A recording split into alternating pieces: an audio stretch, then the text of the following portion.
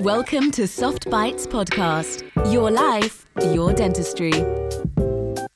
We talk about ways to have more fun and meaning in one of the coolest and most rewarding professions in medicine. Conversations on how to bring awareness, create a healthy workplace, and provide emotional insights to make dentistry a fulfilling activity while making space for one's wonder, creativity, and freedom. Here are your hosts, Manuela and André. Thank you so much for accepting my invitation. I was really looking forward to this chat because I think I will enjoy this a lot. I think it will be a very interesting and entertaining conversation. So first and foremost, I would like you to take a few minutes to talk a little bit about you and how did you end up in this journey towards mindfulness? Let me say also thank you for having me. It's really, I'm very happy to be here. I also think it's going to be a very good conversation. And yet my journey is very simple. I was today thinking about about it, and it took a while, but it's very easy to explain. So around 12 years ago, I was in my 30s. I had a health problem. I had a Cushing, so I was a few months without working. I had to take one of the adrenals. My body was producing 10 times more cortisol than needed. So after when I returned to the job, I had to rethink the way that I was living my profession, right? Because my profession at the time was a little bit my life. I worked almost 6 days a week, and that's where I started looking for a tool that allowed me to live my life in a more conscious way. So that's where I found mindfulness. That's where I started a meditation practice, for example.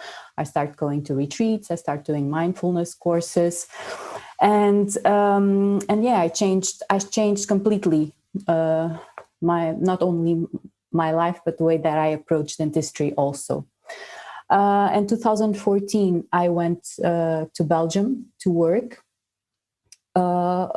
Already. Sorry to interrupt, Manuela. Sorry to interrupt. So before that, you graduated in Portugal, right? And you practice in Portugal. Yeah. Sorry,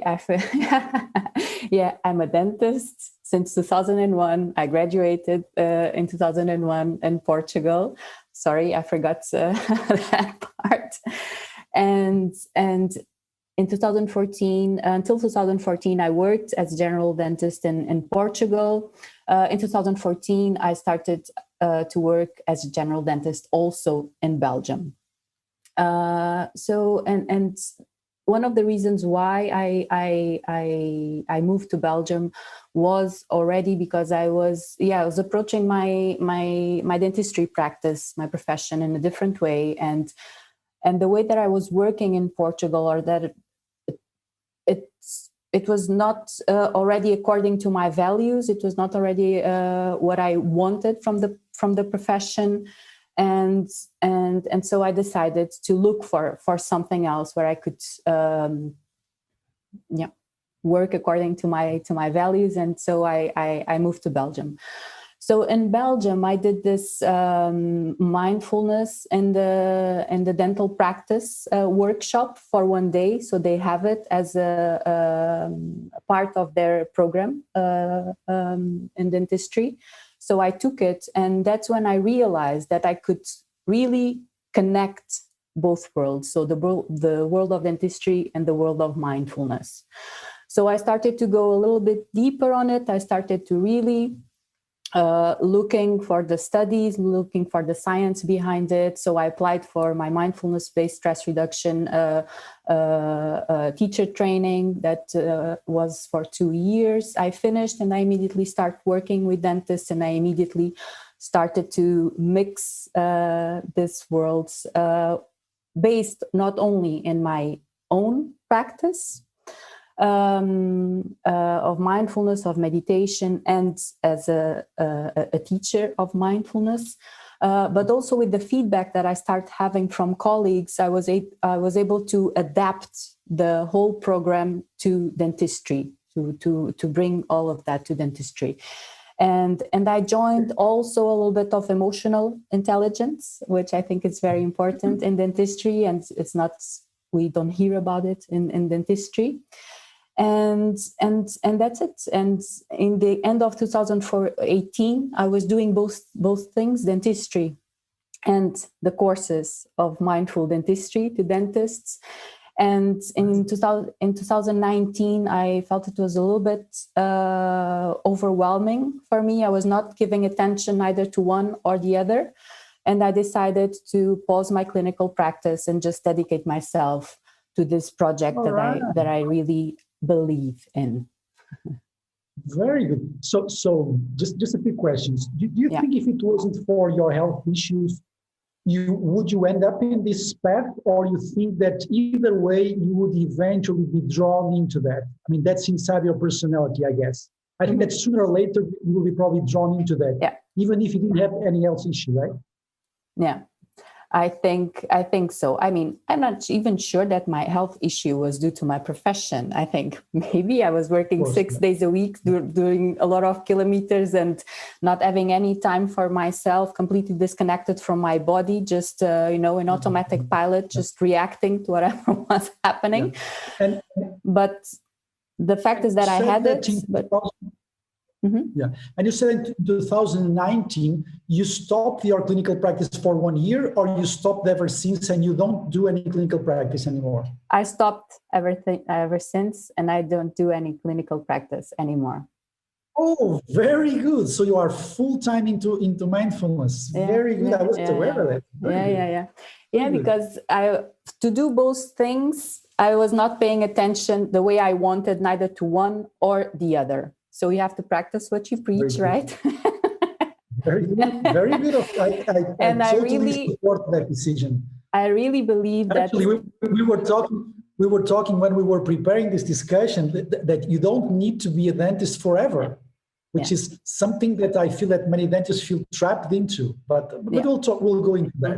Now, another question. So when dentists come over to you, and I'm sure that you are working quite a lot because you are dedicating your full time into that. When dentists, they come over to you, what is it exactly that they are looking for? What are the most common complaints? Do they know exactly what they want? Or do they feel surprised about what you do? Tell me a little bit, how do they come over to you? Until now, my experience, I have 3 kinds of dentists, if I can call it that way, that come to me. So first, there is already a younger generation that is already very, very aware and very alert, not only because of mental health issues, but also for the importance of developing the human skills. I don't like the term soft skills. I use human skills, but they are very already aware of the importance to develop these human skills and in the profession, but as a way also to differentiate them. So there's this younger generation already looking in a very natural way for the course of mindfulness as a tool to use in dentistry.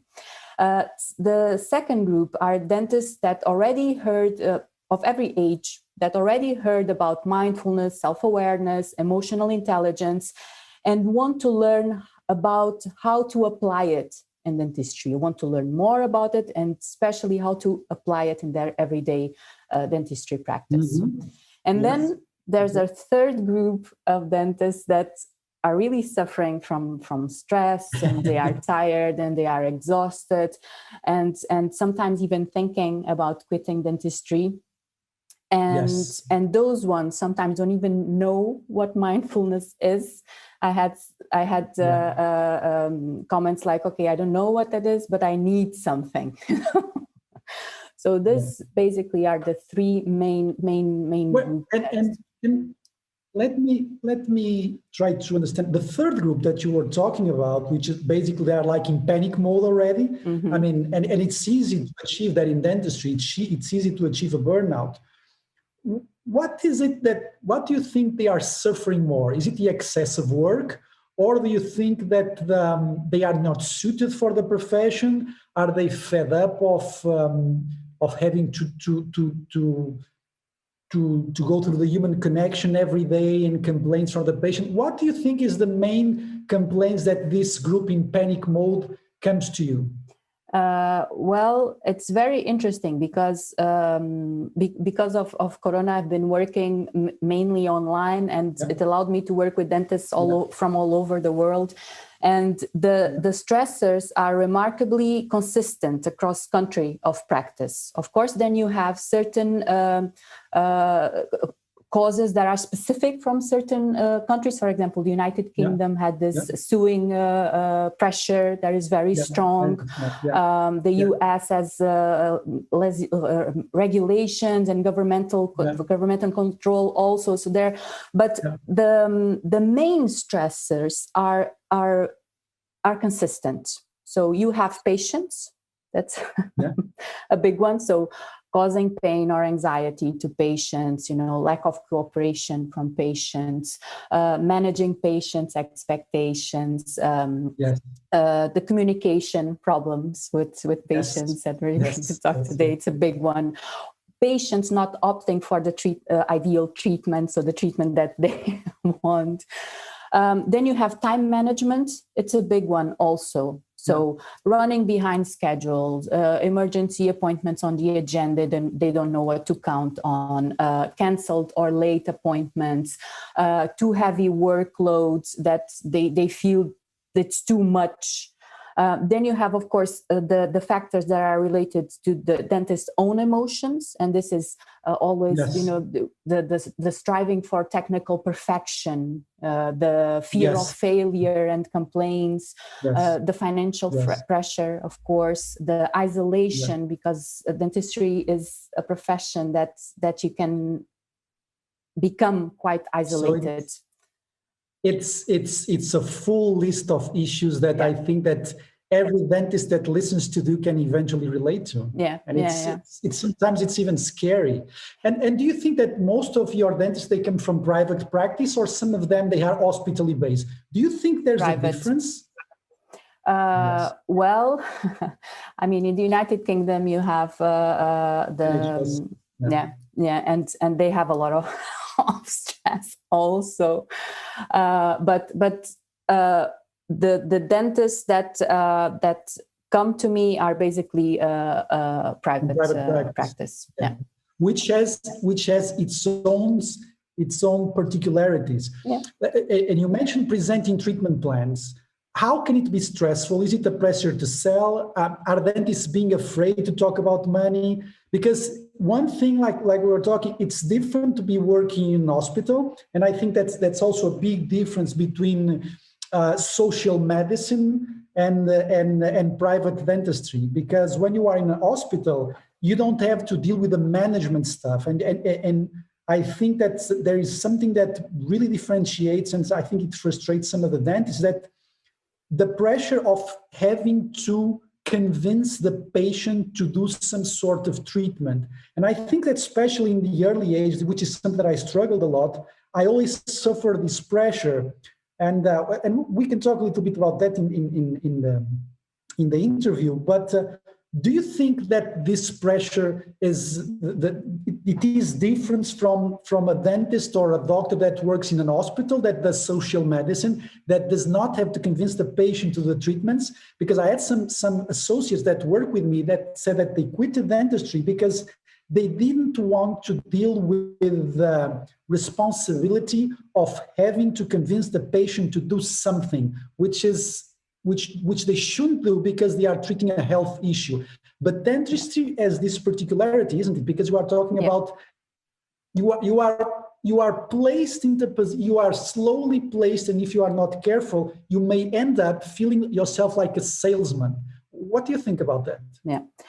Dentistry is special because it's medical, but it's also commercial. So it has a technical part and it has the human part, right? The human emotional part. So if you just look or focus in one of these parts, you will be for sure missing a part, and you will not be able to find the balance. I agree. So that's why dentistry is like sometimes the perfect storm, right? So you have all these four factors. You have all these four factors, and then to these four factors, you add all those factors that I just said before of the stress, you know, that it's not only one. Sometimes it's all at the same day, right? So patience and time management and emotions, right? Yeah. So that's why dentistry is special, and that's why it's classified as for high risk in stress, right? So and you were saying that there needs to be a balance. So there is also the commercial part. Either you like it or not. I mean, you can deal it better. What would be your recommendations to better deal with this commercial issue? Sorry if I interrupted, but you can go on with your thoughts. No, it's okay. You have the secret is, just like you said, not to feel like a salesperson. Right? So you have to inform your patient. You don't have to sell treatment plans. You have to be assertive. Right. So if you prepare well, if you done your work well, if you are confident on the treatment plan that you are delivering, if you are confident that you are able to perform the treatment plan that you are delivering, right? You will inform your patient. You will be honest. You will be yourself. You will be confident. And you will not feel like a salesperson.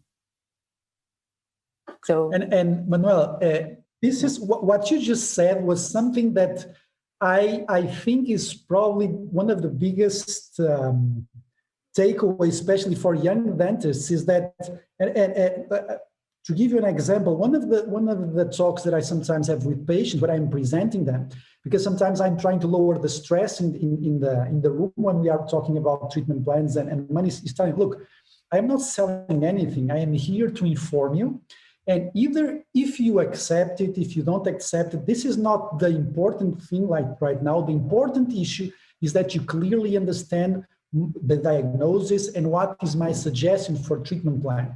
You may eventually not even do it with me. You can do it elsewhere. But today, I just want to have an honest and open conversation with you. And for me, that small trick completely lowers the stress in the room for me and for the patient, because I am no longer placed into a position where I have to sell something. And what you said is completely right. And I think that many dentists don't.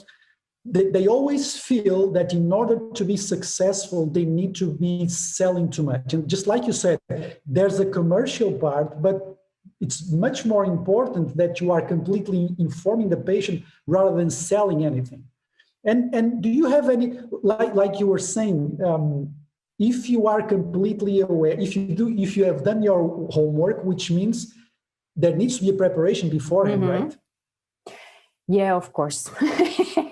That's one of the biggest things for dentists is, and it has to do with one of the major stress causes. So time management. So you have to be able to prepare. So time management in dentistry is a big thing. So dentists still have this idea that it only counts as work when they are seated, like working inside the patient's mouth. And I can understand. I mean, it's the fun part, right? It's when you are in the flow, or at least where there are the highest chances of you to achieve that flow state. So and I think that's why everything apart from that is not so nice, and they have more resistance to it. So, yes. So, but the fact is that there is a lot of work apart from the actual work inside the patient mouth that needs to be prepared in order for you to be successful when you are doing your work inside the patient's mouth. So dentists need to have time to prepare the treatment plans, to study them, to compare different options, to discuss them with colleagues if necessary, or if it's a teamwork. This cannot be done after consultations when you are tired, or it cannot be done at weekends, because at weekends you need to relax and do other things. It has to be part of your agenda. Your agenda has to have this time, right? So if you work for 5 days, 1 day or 1 morning or 1 afternoon, depending on the amount of first-time appointments or treatment plans that you have, it has to be just for you to be on your desk with your cup of tea, with all the photos and x-rays and everything. I mean, if we go more to specific, what dentists need to be aware for stress reduction in treatment plans, to make sure that they have in their agenda time for 3 very specific times. So the first one is, when they met the patient for the first time, and you said it, you described it very well on your ebook. That you should adjust the time, right? But if it's for comprehensive dentistry and you need to build a treatment plan, you need to have time for the photos and the x-rays and the impressions, and to talk and listen to the patient. This is very important. This builds trust. So make sure that you have the right amount of time for this. If you don't... Okay. Yeah. Manuela, let me do a small exercise to you. It's okay. I'll pretend that I am a patient, and I'm sure it happened to you. So I am a patient. I come to the office, and this is a frequent complaint, and I have a very strong opinion about that, because I am completely strict with the patient. And I think that you will. So I go to your appointment, and you look, and you see I'm a complex case, and I want to have an opinion. And I say, well, look, doctor, but I would like your treatment plan now. Can you just give me a quote now? Because I really want it now. I'm a little bit in a hurry, so I want a treatment plan. I know I have a lot of things to do, but I want it as soon as possible. Can't you give me the quote today? What would you say to that kind of patient that is pressuring you? I would say, no. Sorry, yeah. You have to do things right. You have to be assertive, and you cannot open exceptions. You have to build a system. You cannot open exceptions. You cannot open exceptions. Your secretary cannot open exceptions, because if you demand your secretary not to open exceptions and you do it, then then next time she will put something in your agenda that you're not supposed to have. You have to have a system in place, and you have to all act according to it. This is very, very important. And now, Manuela, can you say no to patients in the mindful, conscious, and gracious way? Is it possible? Yeah, that is called assertiveness. And for you to be assertive, you have to be mindful. You have to be aware of your own feelings.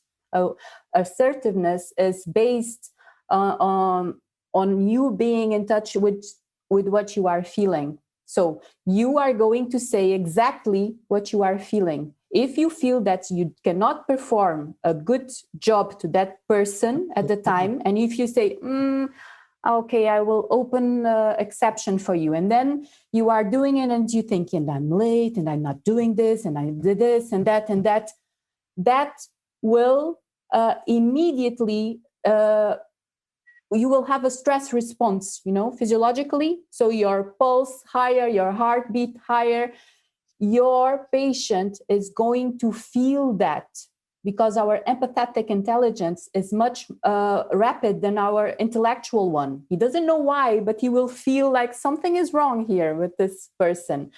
Probably what you just did by saying yes and opening that exception was to lower the chances that that person will accept your treatment plan. That is very interesting, because it's a paradox. You were trying to please the patient, but what will happen is that you'll actually will do the opposite, because the patient, because what they most of the times when they come to the dentist, they don't really know exactly what they want. They need guidance. And this is why I really like your insights on this, is because it is very important to have a system and to be able to say no in a graceful way without feeling that you are not being nice to the patient. Because there's a big issue, there's a big difference between being efficient and being excessively people pleaser, let's say.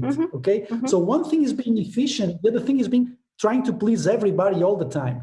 And there's a sentence for me, and I have to say, Manuel, that I'm a bit strict with this. I'm very enthusiastic about this and sometimes when I talk about this, I go a little bit over the edge, because I really think that people need to listen to this, which is care about other people, but don't care about what they think of you, which is a very difficult balance. I mean, I care about you as a patient. I want to treat you well. I want the best for you. I want to engage with you. I want you to feel loved. I want you to feel comfortable. But at the same time, in order for you to feel that, I may have some decisions that may not please you at this point. What do you think about that? Yeah, I think that what you are saying is right. Basically, you want people to trust you. Do you want people to have the confidence to know that you can deliver, and you will deliver, and you will, and they can trust you, right? But you're not going to please them. So coming from a dentist that has been training in mindful, we are allowed to say no to the patients, or at least you should say no. Yeah. You should say no. That's why I always say. Sorry. Continue. Sometimes a no is more important than a yes, because that's what knowing what you have to do and knowing what you don't need to do is sometimes more important than knowing what you need to do. Yeah, I mean, when you say yes and you really mean no, or you should have said no, that means that you are saying yes to someone, but you are saying no to a lot of things of you, right? You are disrespecting a lot of things of you. So you are opening exceptions, you are crossing your boundaries, you are going to pay for that. You're not being assertive. That's why I always say that being assertive is much more than just saying no. Saying no is part of it, but is to say no based on what you feel, on what you believe, right? So on your values. That's it. Yeah. And so, Manuela, I really wish that when I graduated, I could have done a course with you, because it could save me so much headache, heartache, drama, emotional trauma. You have no idea, because I think that is something that every one of us go through, and I think that temptation of trying to please because of the pressure of the private practice is really something that I really wish that I had known before. And do you think that there are some dentists that are more natural at least than others, and the ones that are not as natural, can this be learned? Because, for example, I don't know, but I think that some educations or some family environments may eventually be more positive for these kinds of emotional development than others. I mean, we are not all raised the same way, and all of us have all our childhood trauma and emotional. We all have our issues, right?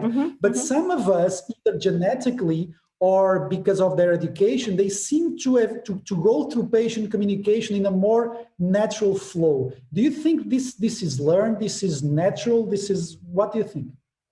Well, I think that all of us have our strong points, right? And not so strong parts. I think it has a lot to do with awareness. I think we must be aware of our strong points and not so strong ones. If you are aware that you are not so good with communication, for example, or that, and we are talking about the treatment plans, that treatment plans bring you stress, it's very important to be aware of that. Otherwise, you just feel, the worry and the fear and etc., and that will swallow you. So it's very important. But it's able to develop the skills. These are skills that can be developed and they can be trained, right? So these are skills. You need to build, of course,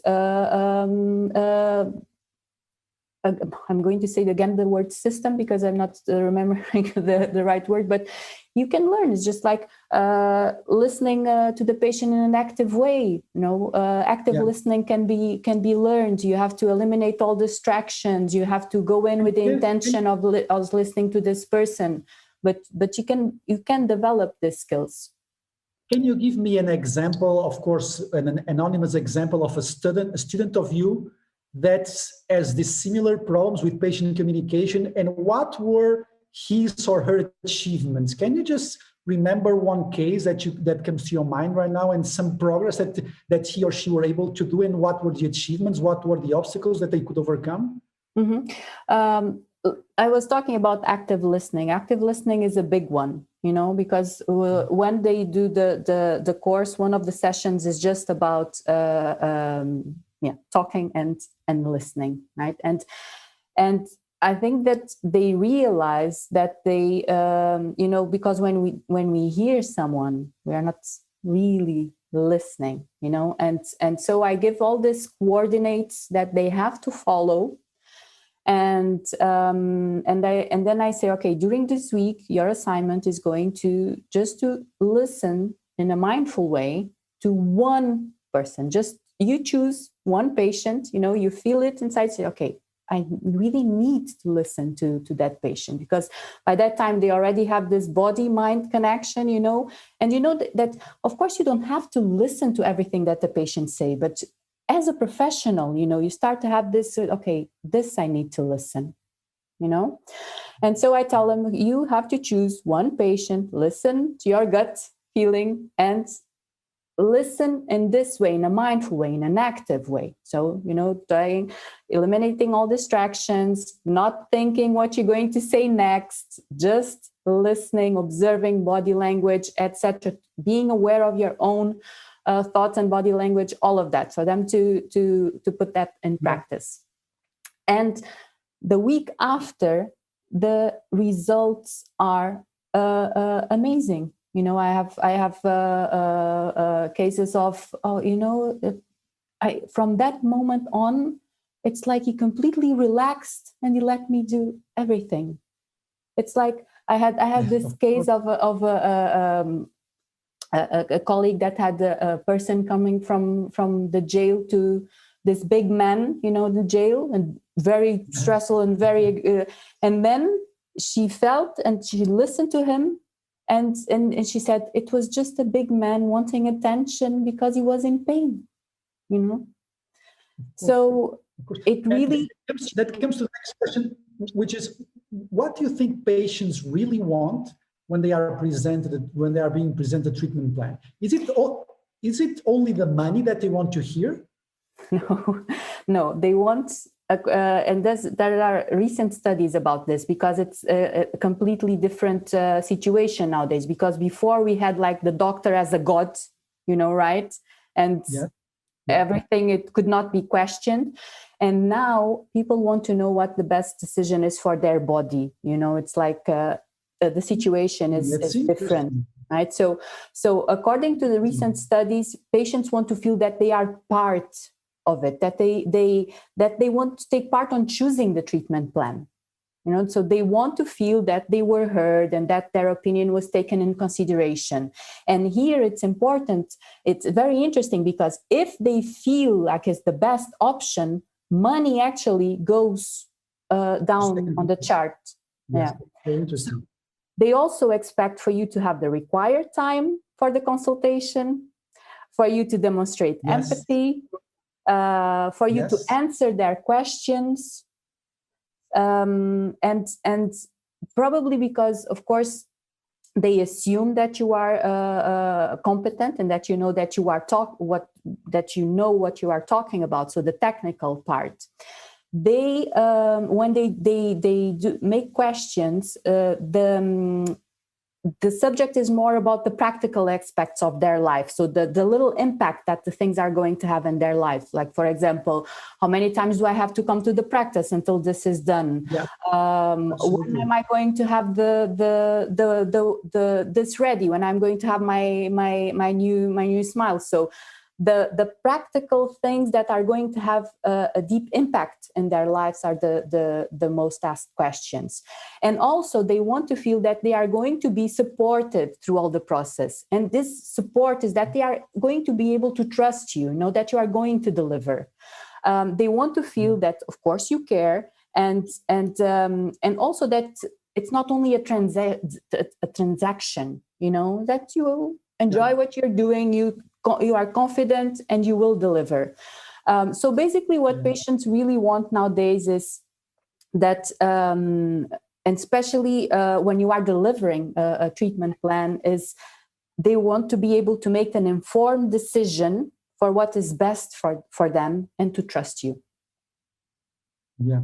And there was something that you said that really got my attention, because the pressure of time. I have made a decision for about 10 years ago in my practice to see less patients and to dedicate more time to the patient. And this is scary in the beginning, especially in a small country like Portugal, where you have a lot of financial issues.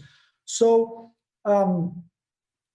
let's say a young dentist in Portugal wants to do that decision, and he's working in like a chain of practices, like insurance-based clinics and stuff like that. And for me, when they ask me that, well, I usually say to them, look, if you are working in a practice where your boss, let's say, it would give you the opportunity, I mean, you can go to your boss and say, look, I am willing eventually to, in the beginning, do some initial examinations for free. You don't have to pay me, but I want to be able to do what is right. And if it works, then you pay me accordingly. I mean, some people may eventually be open to that, but I don't think that's the vast majority. And this is why, and I may be a little bit blunt with this, but if you are working in a practice or in a situation that is not making you happy, I think that you should consider going to other country and practice dentistry that is more within your values. Because if they ask you to see 20 patients a day, you cannot place into practice what we are saying, because, okay, so you are talking about having time, but I am forced to see 20 patients a day. So you either do something to change that situation, or you get out of that situation. Because the worst thing that you can do is that in your 20s, you work for half a dozen years in a situation that you really hate. And I think it's much better to go someone, well, you may eventually need to go away from your family for a few weeks or a few months at a time. But look, in Europe, you can fly in 2 hours to Lisbon or to Porto. So you can go by car from Lisbon to Porto in 2 hours. You can fly from all over Europe in 2 hours. And this is something that I really believe. I think that people should actually search what makes them happy. For example, you went to practice in Belgium. Do you think this is a valid advice that I'm giving them, or do you think that I should that they should just insist in staying in the country where the professional situation does not give them guarantees of applying all these things we are talking about? No, I completely agree with you. I completely agree with you. And sometimes, I mean, especially, of course, when you are starting and you have more freedom. But I mean, it was the reason why I came to Belgium. Of course, when you are starting. Also, you mentioned a very important thing. I think the dentistry needs mentoring nowadays. It doesn't have. I think in Portugal it doesn't have. You still see it in countries like Belgium and Holland, but mentoring is very, very, very important. And I think that especially in the beginning of your career, you should have time. And I can give you an example of a colleague in Belgium, and he told this story recently.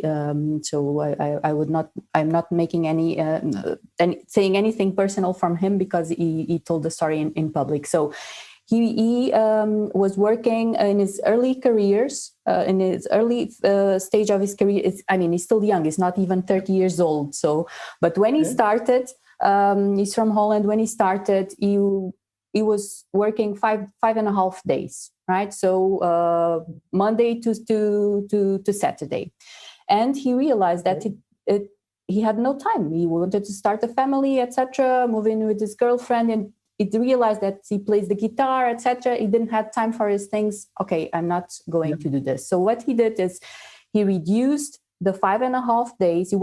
He was working in 3 practices on those 5.5 days. Okay. He reduced to 4 days just in one practice. Right? And what he found out is that by doing that, he had much more focus on this place. And the only thing that was demanded on this practice was just do your dentistry right. Do your dentistry right. If you need to a whole morning with the patient, you have a whole morning with the patient. This is the rule. Do your dentistry right. And he took the time to do his dentistry right. So he grew, and this change, again, gave him a lot of focus. And at the end of the month, he starts seeing that his revenue was higher from the 4 days than the 5.5 days. Absolutely. Right? Absolutely. So we start to earn more money. And the only reason why, and he said it in public, the only reason why was this happening was because he was doing things with focus, taking the time to do the procedures right, and also taking the time for his patients.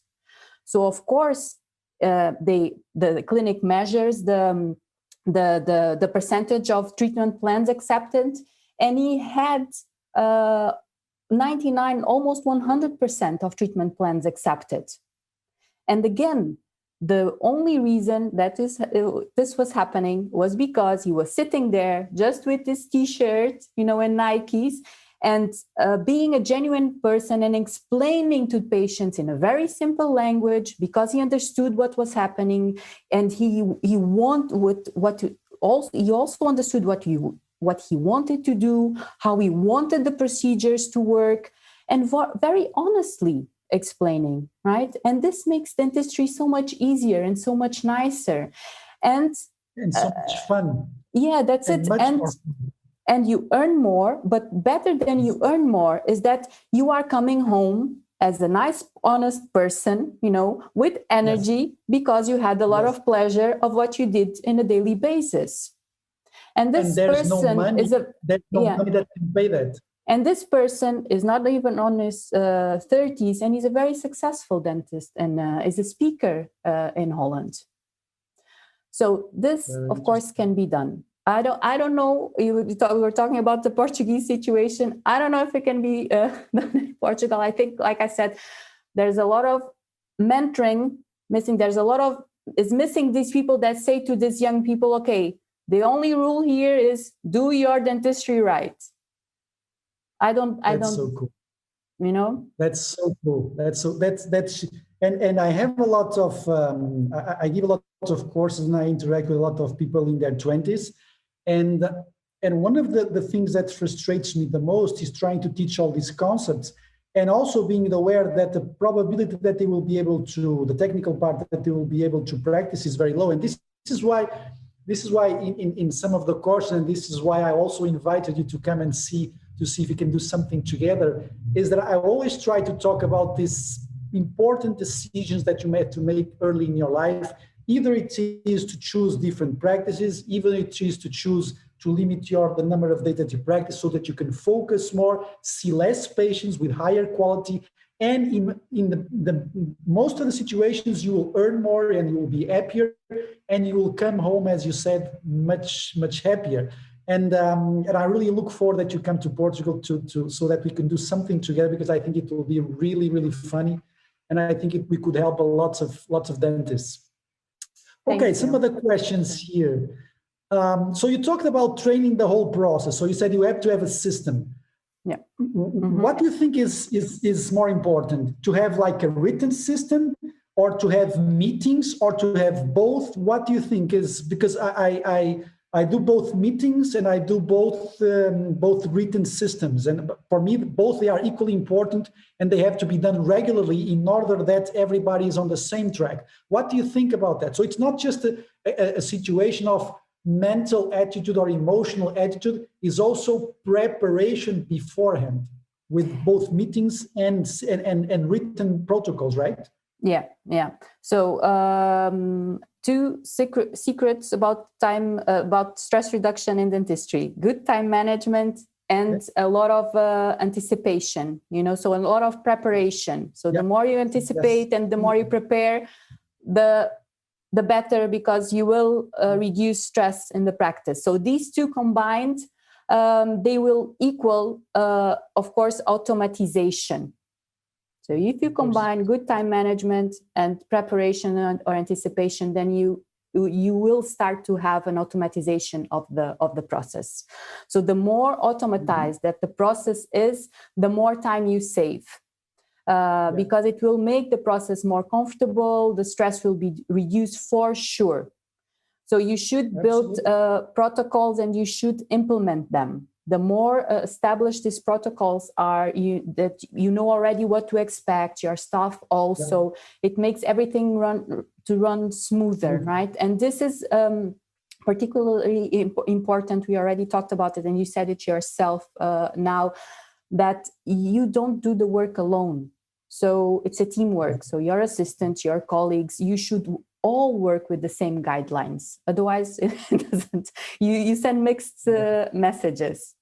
So these processes should flow in a natural way for everyone. Your practice will have a system, and you will know how things are done, and everyone will know. Everyone will have the same guidelines. I'm a big fan of systems. And I think that whenever I talk about systems and protocols to dentists, and not only in Portugal, but I think it's that boring, dentistry in general, it's boring for them, and they don't see the point of that. But for me, I would not have been. For me, there was a big change that happened in my life about 5 years into my practice, after coming from London and after having met a few people, that completely changed the approach of having a system in place and making me just an element of the practice. I am not the practice is not me, I am just an element of the practice, and the practice as a whole, the team is always more important than myself. And for me, that completely changed the way that I approach dentistry. And for me, I think the biggest advantage that I saw was it completely dramatically reduced all the drama and all the emotional issues that can easily develop inside a team as it grows, especially in dentistry. And for me, that was a complete game changer once I started to reintroduce the system mindset, really. Okay. Can I just say one thing? Just make sure, and this is something that I watch quite often. It's that sometimes we are demanding things from our team that they don't know how to do. So what do I mean from this? If you want, of course, a patient-centered dentistry, if you want a practice that has this systems that work in that flow, you should also provide this kind of education to your staff, right? So people don't know this. They have to be taught. So to pay attention when the other person is speaking, the tone of voice, body language, people don't know this. And sometimes we watch colleagues demanding this from their staff, but okay, then did they know this? Did you give them a course or something? Because there are courses for this, and usually they make an excellent team building time, these courses. So make sure that your staff knows how to do these things that you are demanding from them. This is very important, because sometimes it's like we are demanding things from people, and we think these are so basic things, everyone knows how to speak or to hear, or this. No, this has to be taught. This has technique. These are techniques, so they need to be taught, and they need to be learned. And there's this expression that I really like, which is you have to find time to work not in the practice, but on the practice. You have to find time to work on your business, which means saving a morning or an afternoon of the week that you are not seeing patients, you are only taking care of these issues slowly. And my advice, if you want to start a small revolution in your practice, is to do a meeting with every single member of the team and look, I think that we can do better. I want to hear what you think. I'm thinking about implementing some systems. And I would like to hear your feedback. What do you think? And an honest feedback, and having your chest open to critics, which is very difficult, of course, because we all have our ego. But making sure that people have the freedom to let you look, I don't like this. I think that sometimes you steal patients from me.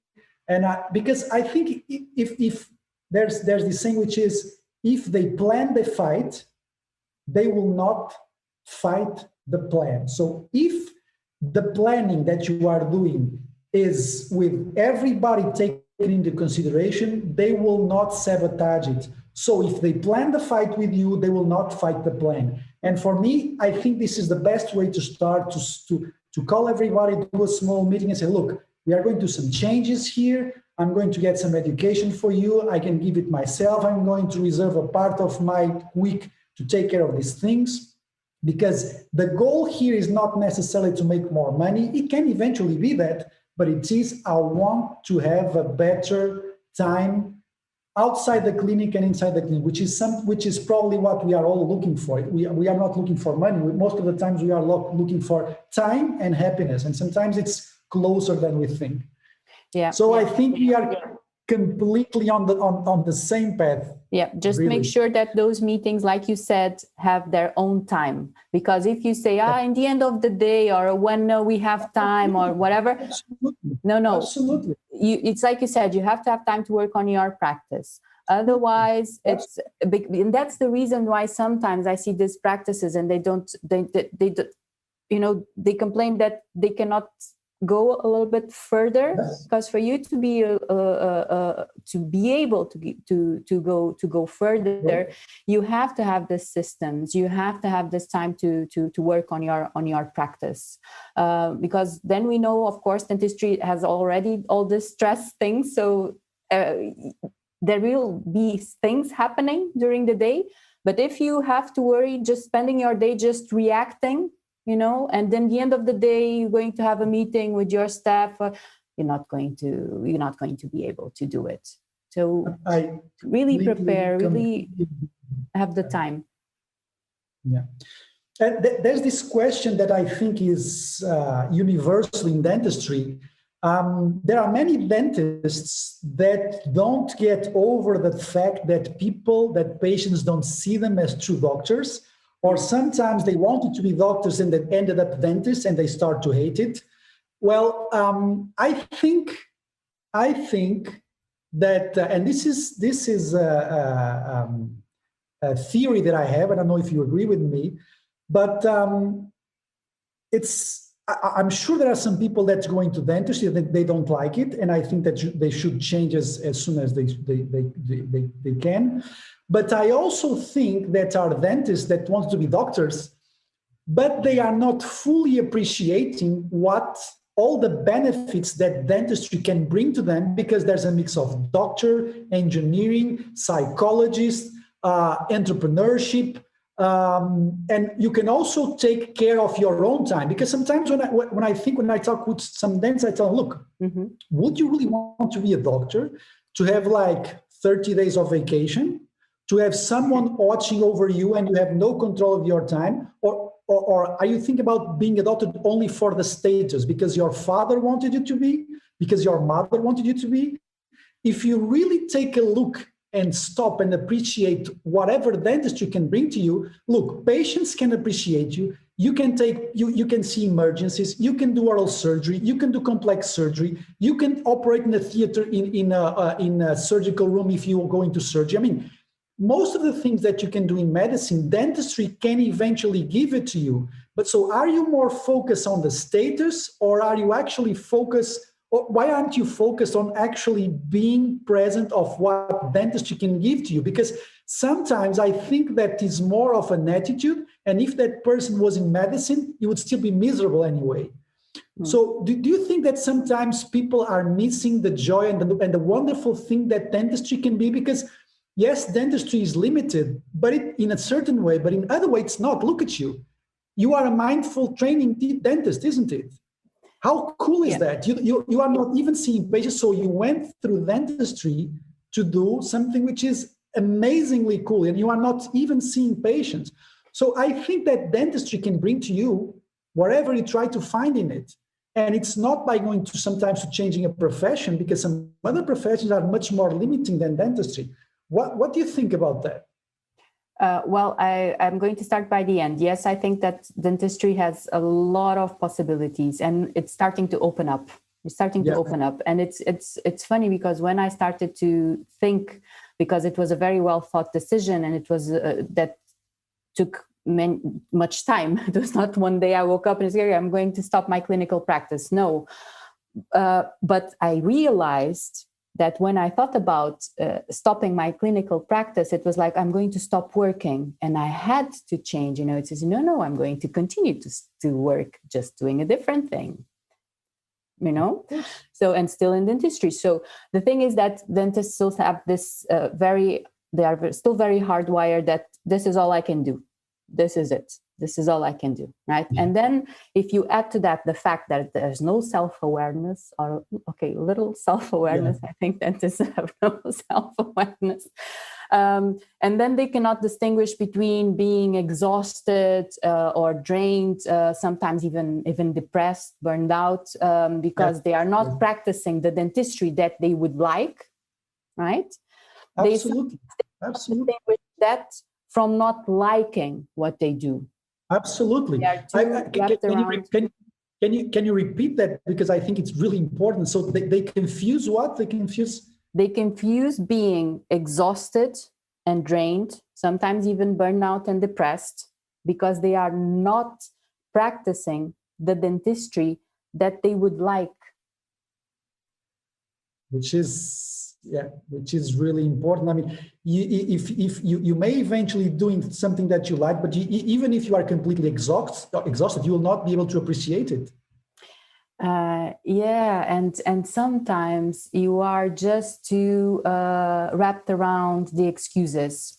It's the patient, and the patients are rude, etc., etc. Yeah. And you are missing the whole point is the way that you react to patients. So dentists still didn't make that shift, that's for example what the mindfulness courses brings them, this awareness. You know what I think about dentistry, because in the first years I applied to medicine, and then I went to dentistry, and when I had the chance to change to medicine, I chose dentistry because I want to start working as soon as possible. And one of the things that sometimes I think is, look at the amount of cool stuff that I would have completely missed if I went into medicine. Of course, I could open up a lot of opportunities, but dentistry can actually open you so many doors in terms of, you can go to education, you can do some remote dentistry, you can do more hands-on dentistry. There's so much stuff that you can do, and there's so much control that you have.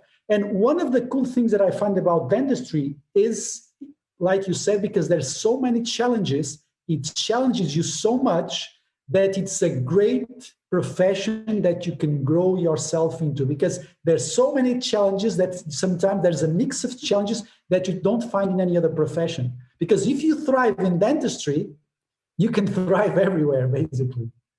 I totally agree with you. And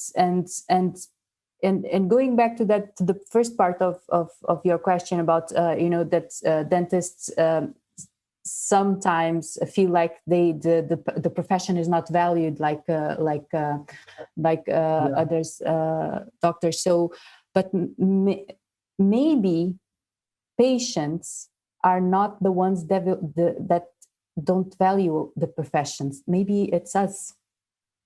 Absolutely. And Absolutely. this is the shift that we need to do. Maybe it's not the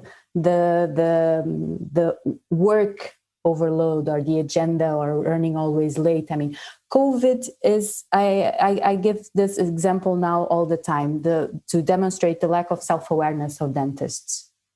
I lost the number of colleagues coming to me saying, look, since I got back to work with COVID, I have no stress anymore because I had to see less patients, more time.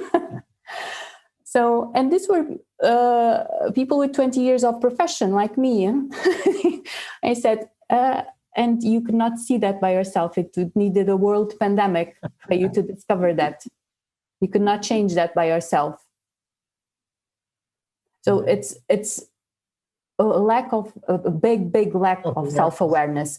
What this lack of self-awareness leads to, it's that they keep on reacting, really reacting, spending their day on automatic pilot, just reacting to whatever the day throws at them. They are not able to bring the response. They are not able to bring an accurate response. And the thing is that, and you talked about the ego, and it needs courage. I know it needs courage. You need to access that place of vulnerability or emotion. Sometimes you need really to suffer. But the ego wants the self-protection. It wants the admiration. It craves that, right? But because of that, it's completely like it's just like Brené Brown says, it's completely armed, right? And it has no curiosity. And I have so many dentists. I think I told you this the other time that we talked. I have so many dentists coming to me and complaining, and this and that and that and that. And then when I talk about the course, and you say just try it, just bring your curiosity, just out of curiosity, and try it. But the thing is that, like, what if I discover something about myself or something about what's going on here, and it's uncomfortable, and now I understand it, and I'm going to have to change something. What if that happens? What if I discover that I don't like what I do? That's uncomfortable. So, okay, I'm not curious. Let it be. I'm just going to keep on complaining. So if something is, you're not happy about, that something needs change, and everyone knows it, but sometimes you hide, So I think that if we bring I say it often. I said that's my mission. It's bringing self-awareness to dentistry, emotional intelligence, because I think it's such a tool that it's needed in dentistry. And I think that it would completely change the way that dentists approach dentistry. It would completely change the way that dentists reach the end of their day, instead of feeling with this heavy weight on their shoulders. Imagine, I always say this, imagine reaching your day with energy and happy about yourself and having the freedom to be yourself, just be yourself. It's just absolutely, like Djokovic said Friday when he beat Nadal, and they asked him, "What about the next?" He said, "I don't care about the next. I just want to get better at my character and get better at my game, and that's it. You are not there to sell treatment plans. You are there to get better at your character and get better at your dentistry." But then you get wrapped around. I really wish I had someone like you that in my 20s grabbed me and said, "Look, you have to read this, you have to practice this, and you have to think about this," which is something that most people don't think about. And I am 100% in agreement with you. And I really think that your choice of dedicating yourself fully to improving the self-awareness of dentists and emotional intelligence and mindful in dentistry, I think I really think is something needed. I think there's a big gap there, and I really wish you all the best in that mission. So Manuela, just to wrap it up, where can people find you? Which kind of courses do you do? So before that, let me tell you that I really look forward to do something either online or offline. I'm really looking forward to do something special with Manuela, and we really hope. I really hope that we can find something that we can do together. I think it will be very, very, very interesting. But which are the things that you are doing right now? Do you offer courses? Is it online? Is it presential? Which activities are you involved with? Because if you are dedicating yourself full time, you are obviously working a lot in this area, isn't it? Yeah, I'm working mainly online nowadays. I hope slowly to get back to live courses, which I miss. I miss the human touch very much, but now it's basically online still. I run, my courses are always 8 weeks courses. So every week you have a 2.5 hour session, and then you have homework to do because you have to apply all these concepts and study them. But you need to do this journey, right? So this is a little bit about, of course, not only awareness, but after awareness, you have to bring aligned action. So this is a journey, and that's why it needs time. So you can find me at mindfuldentistrytraining.com. I recently work with the form of dentists, which is Karma Dentistry. And they are this group of dentists. They are very young. They have this very good philosophy of dentistry as it should be. So they use mindfulness as a cornerstone of their work. They invited me to record the course. So the course is recorded there in English. Every week I have a mindful dentistry training live session with them and with the persons that are attending the course. And then now I have inscriptions for a course in Portuguese, because sometimes I have this resistance from Portuguese dentists because it's in English. So, so I have a group starting in September, only in Portuguese. And then I work also in an individual one-to-one. So if for colleagues that don't want to do the course in group, that want just the personal mentoring, I also work with clinics. So if you want to implement, if you want to make mindfulness a cornerstone of your work as a team, so we give the course for the whole practice. And usually when I do that, I go to the clinic. Then after the course is over, one day for us to see this in a practical way. I already have that one of that for a clinic in Holland next year. So I'm very happy to slowly get back to the field again, because I love going to practices. I miss it. I feel home when I'm there. So, but yeah, you can find me also in Instagram, mindful.dentistry, and yeah. Very good, very good. So let me see if from the guys in the participants. So do you have any questions that you like to ask Manuel or even me? Do you have anything that you think that you should, you want some specific? There's someone here saying that here in Portugal is too risky working only one boss. We don't have job contracts. Yeah. That's what I was saying, that in Portugal, there's this mentoring figure missing. Yeah, there's Yeah. So why not change? Why not work? Why not try to go and work abroad?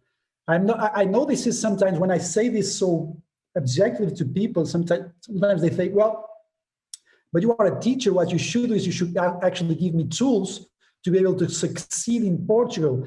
Well, but sometimes you really have to change if you want like Manuela was saying, if you want to practice dentistry that is within your values, and if you don't find it in Portugal, I'm not saying that you cannot find it, but it's more difficult because of the economic situation, because of the excess of professionals. Why not go to Belgium, Netherlands, France, Switzerland. I mean, you are 2-3 hours. I know it's difficult. I know it's not an easy decision, but at the end of the day, you have to see what actually is more important for you, because most of the best decisions in life were not easier in the beginning. They were always messy in the beginning. And this is something that you have to decide on an individual basis and see for yourself and with your family, with your wife, with your husband, with your girlfriend, with your boyfriend, and with your kids, and decide for yourself. It's not something that you can decide in one moment, but you really have to think what makes you happier, because at the end of the day, we only live a few dozens of years here, and you have to make sure that you live them at your best, because I am 40s and I am sure, well, that I'm not sure, because I still have this hope that I'm still going to live the best years of my life, but 40 years have passed, and if you are not happy in your 20s, and if you spend too much time not being happy in a situation, I really think that you should do some changes and see what's the best change for you. If you really want to stay in Portugal, if you think dentistry is not the way, then you can do something else. I mean, it's not the end of the world leaving dentistry. The goal here is not practicing dentistry even if you don't like it. The goal here is for you to be happy, and that's the main goal. I don't know if there is any other question. Anyone else that would like to ask a question? Okay, I think there are no more questions.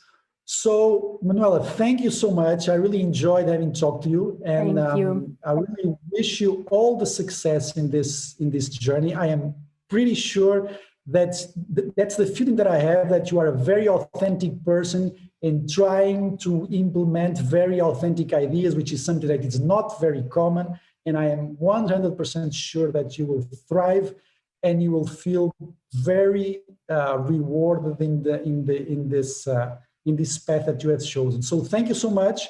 I look forward to working closely with you.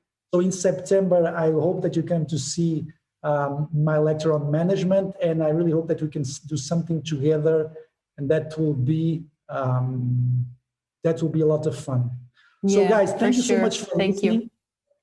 We are recording this webinar, and we will be dropping some snippets, some insights, and I think that you will all like it. So if you want to contact Manuela, you know where to find her. She's on Instagram, on LinkedIn, mindfuldentistry.com, right? mindfuldentistrytraining.com. But mindfuldentistrytraining.com. You for sure find me, because there's not a lot of mindful dentistry. So okay, so thank you so much, Manuela. It was a pleasure to have you. Thank you for the invitation. Thank you for having me. Thank you. Bye-bye, guys. Take care. See you next time.